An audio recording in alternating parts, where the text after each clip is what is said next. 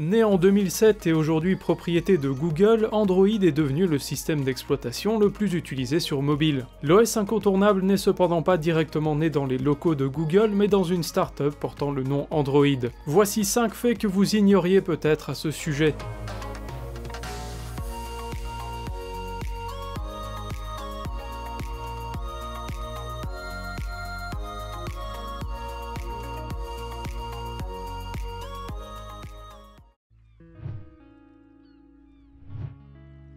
Andy Rubin, le fondateur du système d'exploitation Android, a expliqué les origines de l'OS dans un entretien publié sur PC News. Celui-ci a dévoilé qu'Android était à l'origine destiné aux appareils photo numériques. Leur idée était de créer une plateforme permettant de stocker des photos dans le cloud. Cette idée a été pitchée durant plusieurs mois en 2004 à de nombreux fabricants d'appareils photo, mais sans succès. Ils ont ensuite été achetés par Google, puis ont transformé et adapté leur OS pour les smartphones. Il se trouve qu'à l'époque, le marché des appareils photo n'était plus aussi intéressant, alors que l'intérêt pour les téléphones portables grandissait.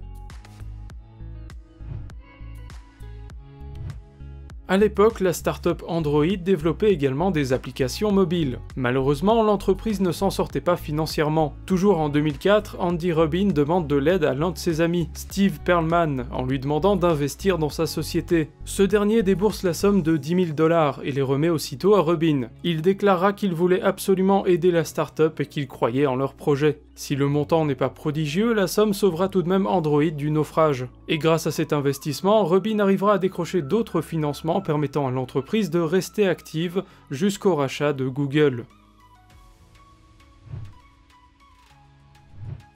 Andy Rubin a en fait débuté sa carrière chez Apple. Il y travaillera dès 1989 en tant qu'ingénieur, et il restera durant 3 ans. Selon le site américain The Verge, Andy était surnommé Android par ses collègues à cause de sa passion pour la robotique. Grâce à cette particularité, Rubin aura l'idée de racheter le nom de domaine android.com pour en faire son blog personnel, qui deviendra en 2008 le site officiel du système d'exploitation Android.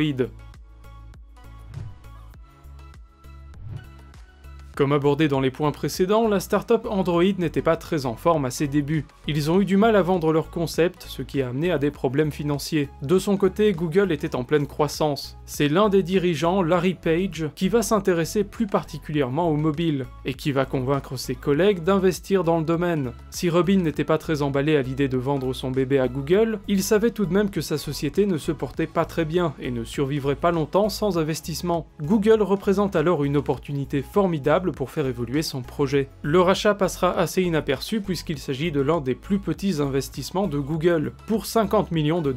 Avec cette solution, Google voit une bonne opportunité d'entrer dans le marché du mobile, un système d'exploitation qui réunira tous les acteurs du marché, un marché alors contrôlé par les opérateurs téléphoniques. Pour frapper en grand coup, Google décide de rendre cet OS gratuit.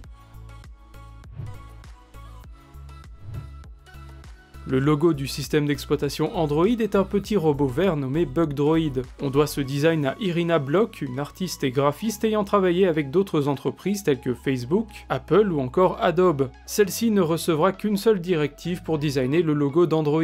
Il doit ressembler à un robot. Elle opte alors pour une approche minimaliste et s'inspire notamment des logos représentant les hommes et les femmes sur les portes des toilettes. Google a décidé de ne pas protéger son logo et de le laisser open source, permettant à tout un chacun de le modifier et de l'utiliser à sa guise.